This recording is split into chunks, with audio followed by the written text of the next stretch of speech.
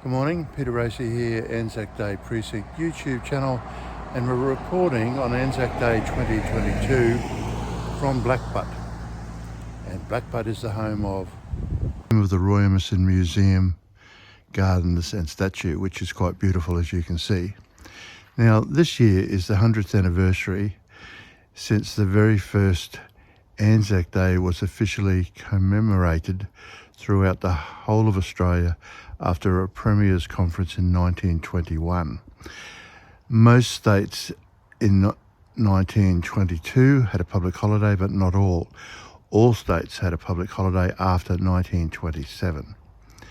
And this regional town is going to be the showcase event for me to be able to demonstrate just how omnipresent Anzac Day is in the fabric of Australia.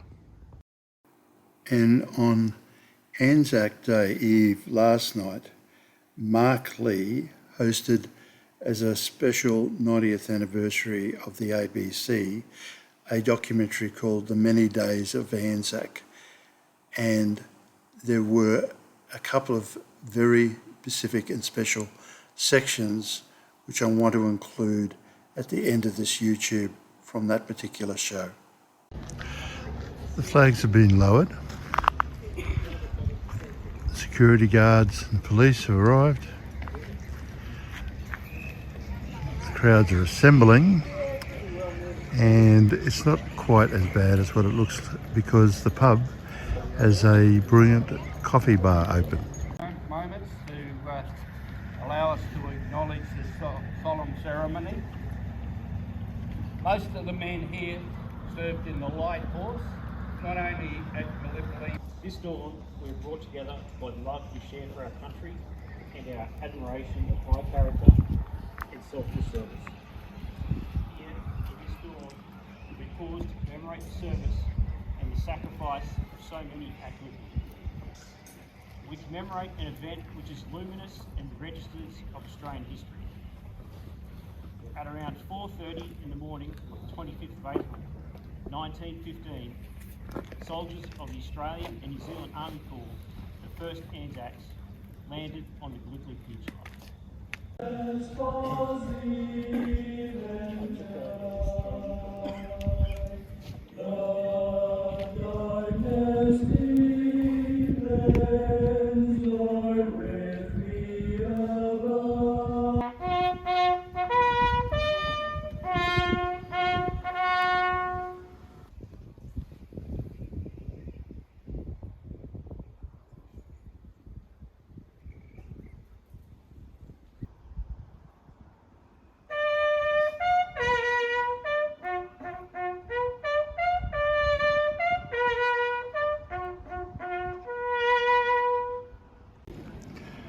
The event is over.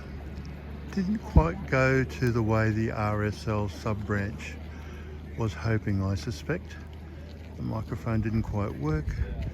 Flags were locked down at the end of the ceremony. However, the spirit, I think, was captured brilliantly, and a very large turnout considering the size of Blackbutt.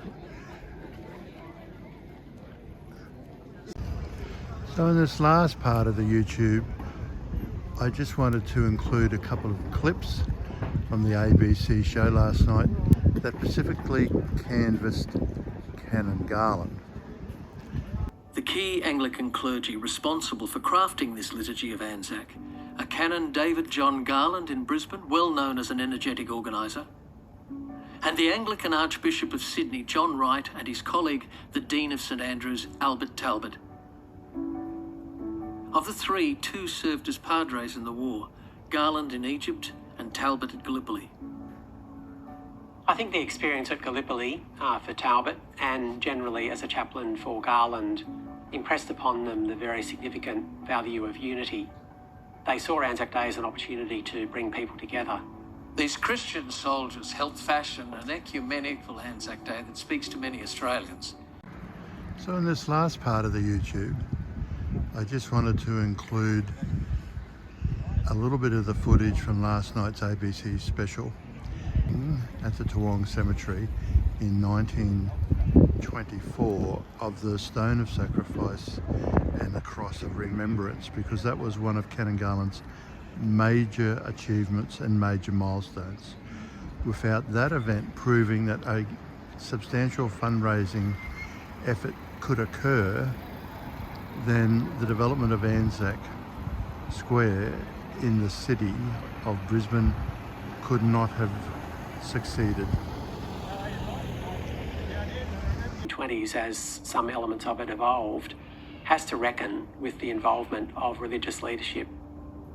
The role of the church is very significant because of the ways in which they help to craft a kind of liturgy for Anzac. They don't control it. They're never able to control what Anzac is about. They're never able to control what is done on Anzac Day. As a postscript, one of the traditions is what's called the gunfire breakfast, and the remnants, as I turn up for mine, are still breakfasting.